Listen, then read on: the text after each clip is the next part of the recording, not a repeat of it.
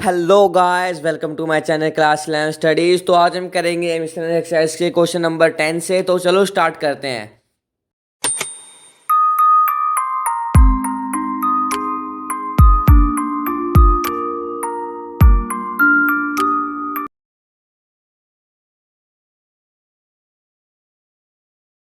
Hello guys, तो हमको ना आज ये क्वेश्चन नंबर 10 से स्टार्ट करना है। तो हमको ये गिवन है, ये सब कुछ काफ़ी इजी क्वेश्चन है, बहुत इजी है। बस हमको स्टेटमेंट लिखनी है, सब हो जाएगा। हमको ये ए की वैल्यू दे रखी है, बी की ये दे रखी है, और हमको एफ निकाल के पहले ही दिया हुआ है, फंक्शन दिया हुआ है। और कहा है कि ये जो हमको दो दी गई हैं ये सही है, तो सही है या गलत है, और जस्टिफाई करना है। ठीक है, तो चलो स्टार्ट करते हैं।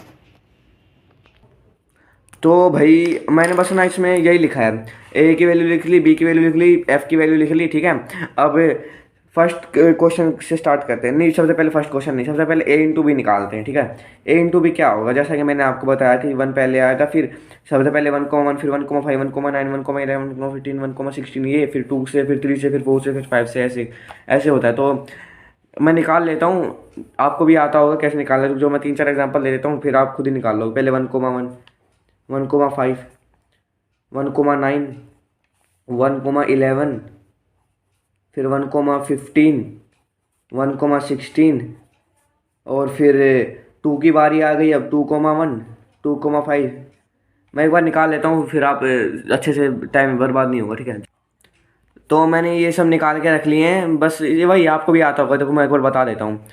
जैसा कि आपको पता है कि सबसे पहले 1 इंटू 1 होगा, फिर 1 into 5, 1 into 9, 1 into 11, 1 into 15, 1 into 16, फिर 2,1, 2,5 ये सब के साथ, फिर 3, फिर 4, ऐसे करके सबके निकालने होते हैं, तब ए इंटू बी हमारा निकल जाता है। तो फर्स्ट क्वेश्चन, सबसे पहले फर्स्ट पार्ट जो है वो है, ये देखो फर्स्ट पार्ट जो है, तो ये है अपना F. First part, F is a relation from A to B, मतलब ए टू बी का रिलेशन। रिलेशन कैसे निकालते हैं, जो हमने निकाला है, ए टू बी का रिलेशन बताना है। तो जैसा कि आपको ही पता होगा कि अगर ये जो मतलब एफ में ये सब दे रखा है, अगर ये जितने प्रेजेंट है ना इसमें 1,5, 2,9, अगर इसमें प्रेजेंट होंगे, इसमें ए इंटू बी में, तो ये जो ए इंटू बी है, एफ जो है वो ए इंटू बी का सबसेट हो जाएगा। और ये हमारा फर्स्ट स्टेटमेंट होगी, वो हमारी करेक्ट हो जाएगी। तो लिखो, a relation from a non empty set A to B, अनोन सॉरी ए टू बी, हाँ A to B is a subset of the Cartesian product. इसको हम कार्टेशियन प्रोडक्ट भी कहते हैं, Cartesian product A into B. इस line का मतलब ये है कि जो ए और बी नॉन एम्प्टी सेट है, उनका Cartesian product A into B होगा, जो कि हमने निकाल लिया। ठीक है, इस रिलेशन का मतलब ये था। ठीक है, अब इट्स क्लियरली सीन दैट, मतलब साफ साफ दिख रहा है, seen that F is a subset of A into B. Subset of A into B, subset का मतलब क्या होता है कि जब ए के एलिमेंट्स, सारे एलिमेंट्स बी में प्रेजेंट हो। तो ये देखो, ये एफ के सारे एलिमेंट्स इसमें प्रेजेंट है। ये देखो 1,5 ये रहा, 2,9 ये रहा, और 3,1 सारे के सारे प्रेजेंट है। इसका मतलब जो एफ है वो ए इंटू बी का सबसेट है। Therefore F is a relation from A to B, hence proved from A to B. तो हमारा फर्स्ट पार्ट हो गया, जो ये हमारी सही निकल के आई है कि हाँ रिलेशन बन रहा है, हाँ एक सबसेट का रिलेशन बन रहा है, इसलिए हमारा फर्स्ट पार्ट जो है वो ठीक हो गया। अब सेकंड पार्ट, तो हमारा सेकंड पार्ट ये दे रखा है, function from A to B, मतलब जो ए टू बी हो वो फंक्शन होगा। अब यहाँ पे ये गलत हो गया, एफ यानी कि ये, अब देखो जब मैं कॉपी पे समझा देता हूँ। तो ये हमको फंक्शन दे रखा है, और जो क्वेश्चन है वो कह रहा है कि ये एक जो एफ है वो फंक्शन बन सकता है। अब यहाँ पे ये गलत हो गया, क्योंकि ये देखो 2,9, 2,11, मतलब टू ही में जा रही है। रुक जाओ, मैं एक बार अच्छे से समझाता हूँ रफ पेज पे, जस्ट अ मिनट, इधर समझा देता हूँ इधर। अब ये देखो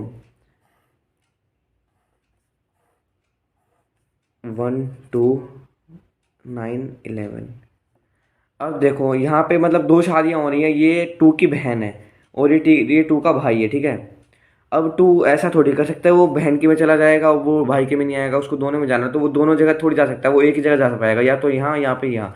लेकिन इस क्वेश्चन में ये 2 जगह जा रहा है, 9 पे भी जा रहा है, 11 पे भी जा रहा है, इसलिए ये फंक्शन नहीं हुआ। No, it's not a function. बस हो गया क्वेश्चन हमारा। और एक बार मैं रिपीट कर देता हूँ, अब ये कुछ कह रहा है, वो फंक्शन वो होता है जिसकी यूनिक इमेज हो, जो 2 बार ना आए। जो मतलब ऐसा मानो आपको शादी में जाना है, 2 शादी के इनविटेशन कार्ड आए और दोनों एक ही दिन है। अब आप एक चूज करोगे ना, अब ऐसा तो नहीं हो सकता कि आप दोनों जगह पहुंच जाओगे, 5 मिनट उधर 5 मिनट उधर। आपको एक ही फंक्शन अटेंड करना होगा ना, इसलिए आप एक ही जगह जा सकते हो, 2 जगह नहीं जा सकते। इसलिए ये क्वेश्चन, ये स्टेटमेंट गलत होगा, इसलिए ये हमारा हो गया है। अब 11th क्वेश्चन की तरफ बढ़ते हैं, जस्ट अ मिनट।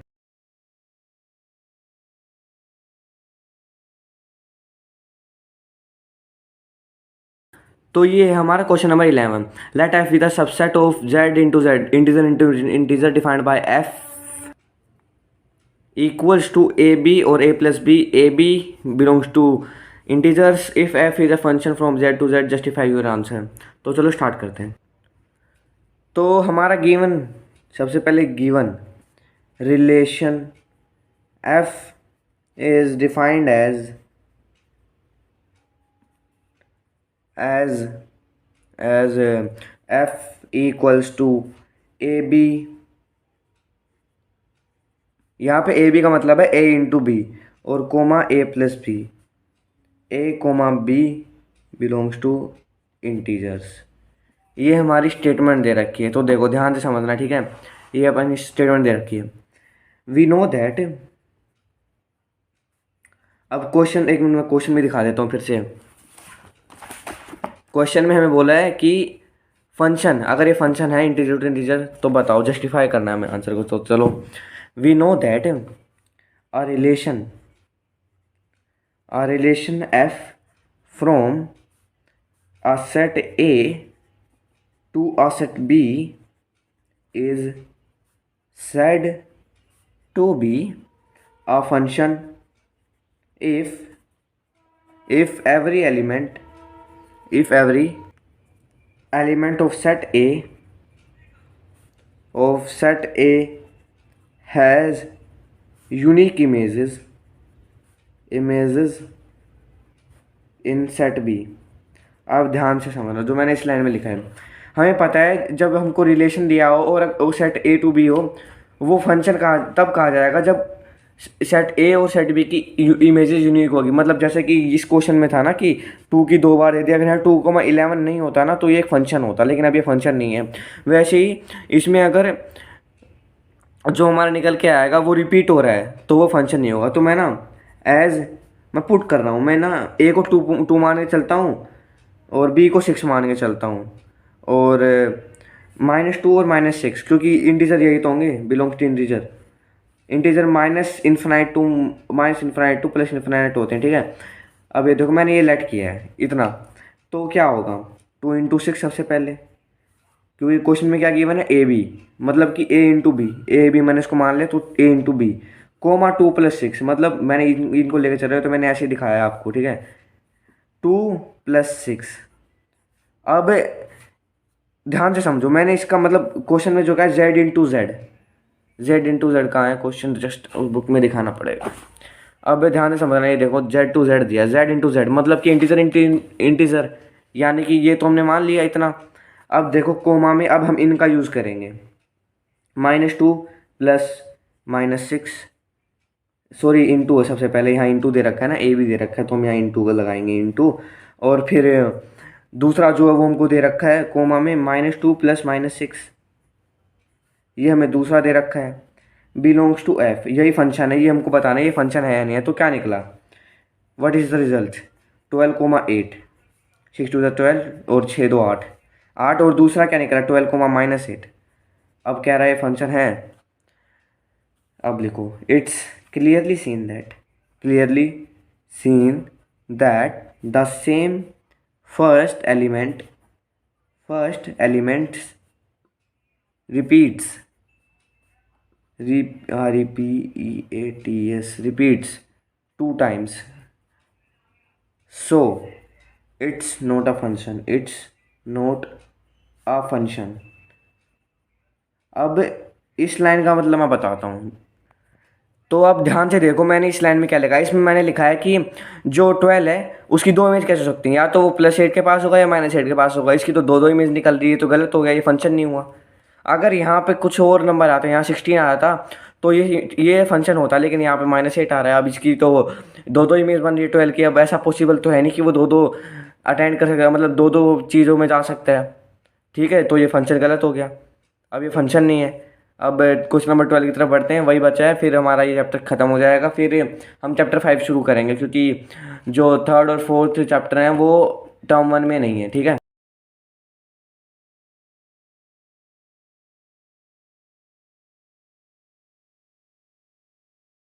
तो ये हमको क्वेश्चन नंबर 12 दे रखा है।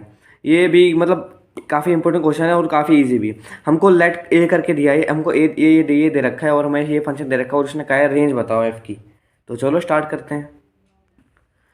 तो मैंने ये लिख लिया है, ए की वैल्यू लिख ली जो हमको, जो उसने लेट करके हमको दी थी, और हमने ये फंक्शन लिखा है ये जो उसमें दे रखा है। तो ध्यान से देखो, तो प्राइम फैक्टर। अब इसमें जो कहा है कि एन जो है वो डिफाइंड है एफ एन से, और जो एफ एन है वो है highest prime factor of N. जो भी हम एन है, ये इसको एन कहते हैं। ये 9n है, ये 10n है, ये 11, ये 12, ये 13। तो देखो प्राइम फैक्टर ऑफ 9, जैसा कि इसने कहा है कि हाईएस्ट, सबसे जो जो टॉप पे होगा हाईएस्ट प्राइम फैक्टर, वो क्या होगा, 3 होगा इसका। फिर उसने कहा, ये मैं बस ऐसे लिख रहा हूँ, प्राइम फैक्टर ऑफ। फिर 10 का क्या होगा आप खुद बताओ। एक 2 होगा और एक 5 होंगे, दो होंगे इसके, दो इमेज बन रही है इसकी भी।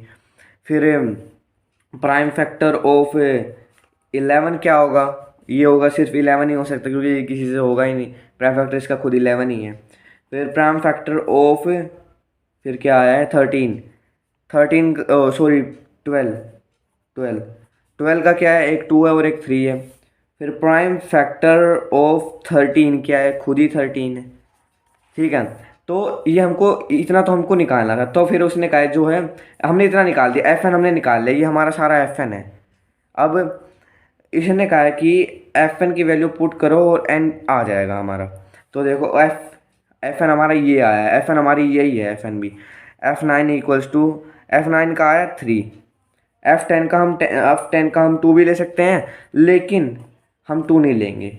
अब कुछ कह रहे होंगे 2 क्यों नहीं, क्योंकि 2 तो 3 से छोटा है, तो ये उससे क्या कहना चाहिए, पीछे क्यों आ रहा है, इसलिए हम 2 नहीं होगा, ये रिजेक्टेड हो गया, रिजेक्टेड। तो 5 लेंगे हम यहाँ पे। F11, फिर F12 और फिर F13। तो फिर हम F11 क्या लेंगे, 11, और F12 हम 3 लेंगे। अब 2 तो, क्योंकि 2 तो उससे भी छोटा है, तो हम 3 लेंगे, वो ग्रेटर है थोड़ा सा उससे, बराबर ही आ गई ना। अब F13 क्या लेंगे, 13 ही हो गया। तो हमारा ये निकला है। ठीक है, हमारा ये F9 हमारा 3 है, F10 ये है, और F11 ये है, F12 ये है, और F13 ये है। हमने यहाँ पे इसलिए नहीं किया क्योंकि यहाँ पे आप कंफ्यूज हो जाते हैं कि किसका क्या है। ठीक है, बस ये हमको निकालना था, मैं समझा रहा था कि कैसे क्या निकलेगा। इतना निकला, तो हमारी रेंज क्या हो गई, अब हमको रेंज बतानी है। So the range of F is the set of all Fn, where n belongs to A। अब रेंज जो होगी एफ की वो यही तो होगी, एफ एन ही तो रेंज होगी उसकी। वेयर जो जहाँ पे एन जो है वो ए से बिलोंग करेंगे, मतलब ये जो ये एफ है और ये एन, एन यहाँ पे एन होता है ना, एफ एन होता है, एफ एन यहाँ पे ये ए से बिलोंग करेंगे, वही तो हमारी रेंज होगी। देयर फोर 3 से 13 तक हमारी रेंज हो गई। Therefore range of F equals to 3, 5, 11, 3 और 13। 3, 5, 11, सॉरी यहाँ पे 3, मतलब ये तो आपको ही पता होगा कि हम जब भी कोई नंबर रिपीट होगा, सेट चैप्टर में हमने पढ़ा होगा कि जब भी दो नंबर सेम हो वो रिपीट नहीं होंगे, इसलिए यहाँ पे 3 नहीं आएगा, डायरेक्ट 13। तो इसी के साथ हमारा ये चैप्टर समाप्त होता है, और अब हम स्टार्ट करेंगे चैप्टर 5 कल से। तब तक के लिए बाय, और thank you for watching this video. Keep supporting me, please subscribe my channel and do not forget to hit the bell icon. Bye. Thank you so much guys for watching this video. Keep supporting me. Please subscribe my channel and do not forget to hit the bell icon and also like this video. और अगली video आपको जल्दी मिलेगी chapter 5 की। तब तक के लिए बाय।